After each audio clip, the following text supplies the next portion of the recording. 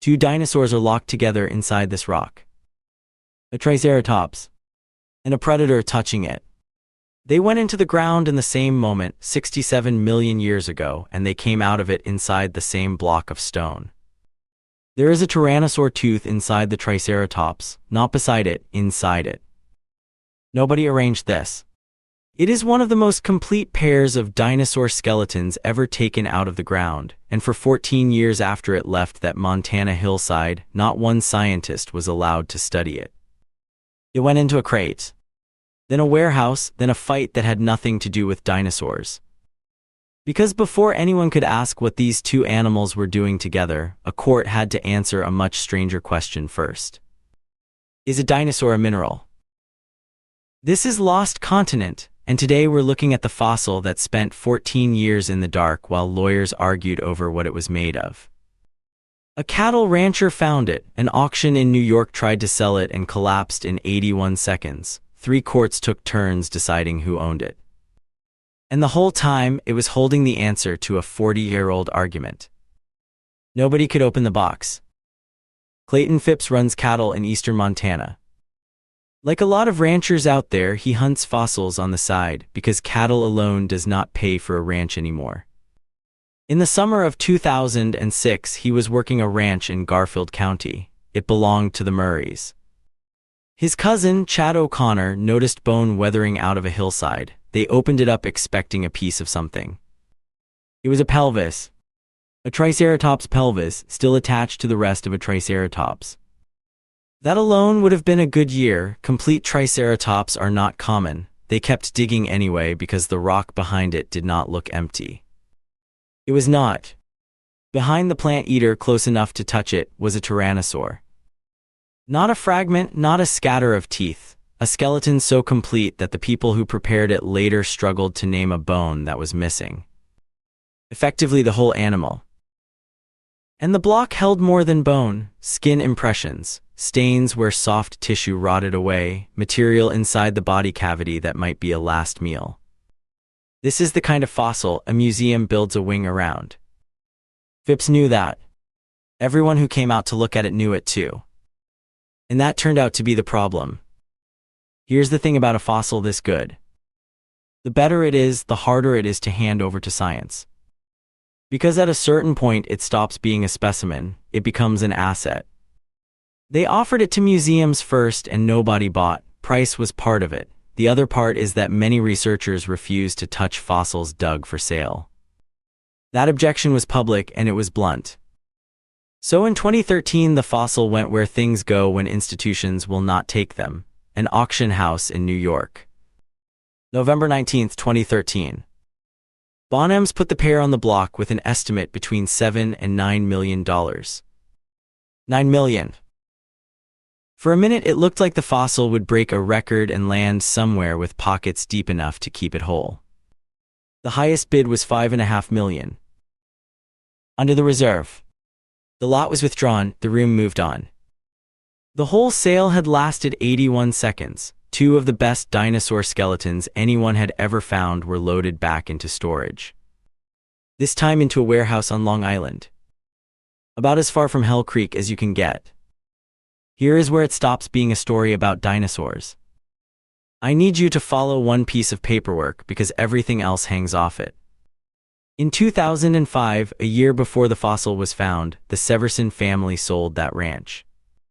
But they did what landowners across the American West have done for a century. They sold the surface and kept a share of what was underneath. The Murrays got the land, the minerals were split into thirds.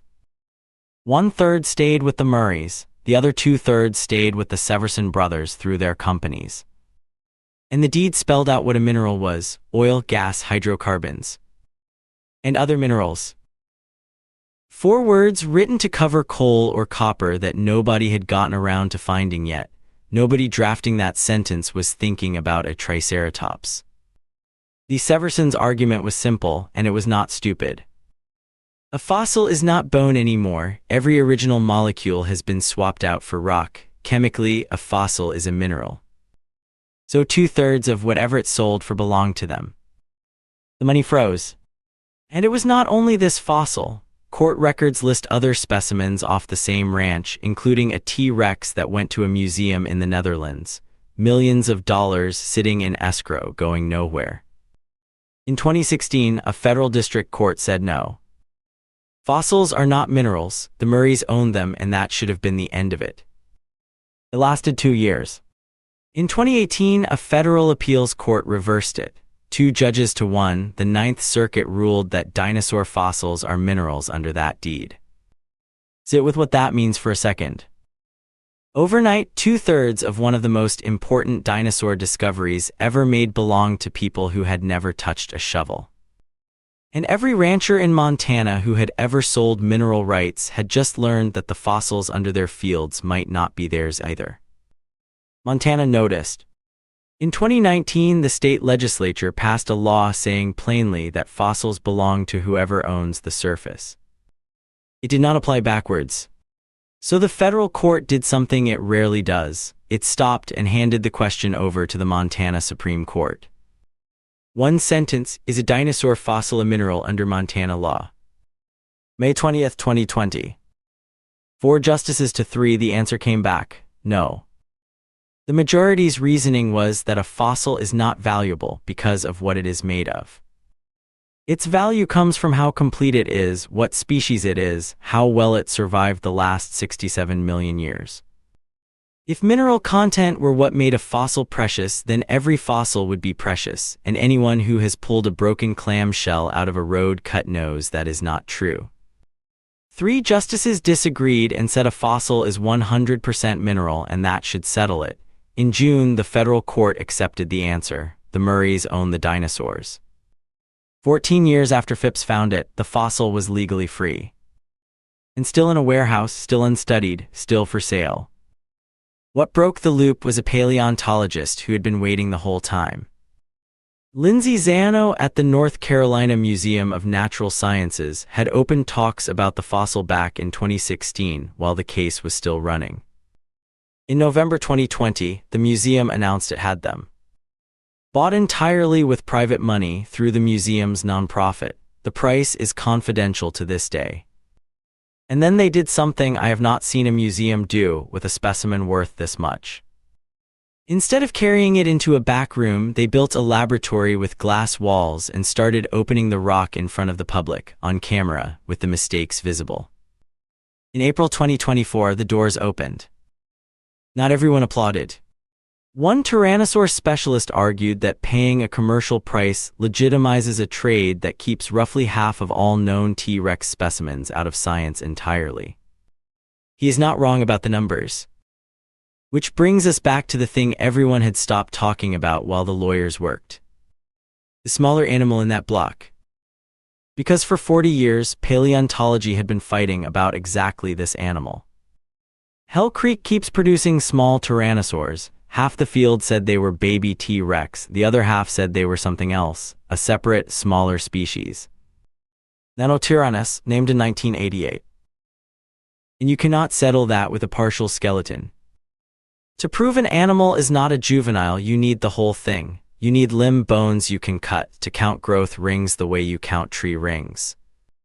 And you need a spine complete enough to show whether the vertebrae have fused shut, which is what stops an animal from getting any bigger. That was in the crate. On the 30th of October 2025, Lindsay Zano and James Napoli published the answer in Nature. The growth rings said about 20 years, the bones were fused, it was done growing. It was not a baby. They named it as a species of its own. A second tyrannosaur hunting the same country as the most famous predator in history. The evidence that ended a 40-year argument came out of the ground in 2006 and reached print in 2025. 19 years, and most of that gap was not science being careful. It was 4 words and a deed. In short, a rancher found the best preserved dinosaur pair ever recovered. Nobody could buy it, so a court had to decide whether it was a rock, and by the time anyone was allowed to look inside, a species had been waiting 19 years to be confirmed. And here's the part nobody likes. We still do not know if they were fighting. The tooth in the Triceratops is real, but but a tooth gets into a body in a fight, in a meal, or in a flood that rolled two dead animals into the same bend of a river. Two skeletons touching is not a duel. It is a coincidence until somebody proves otherwise, and the name dueling dinosaurs was given to them by the people trying to sell them. The rock is still being opened, a few centimeters at a time, in a room with windows.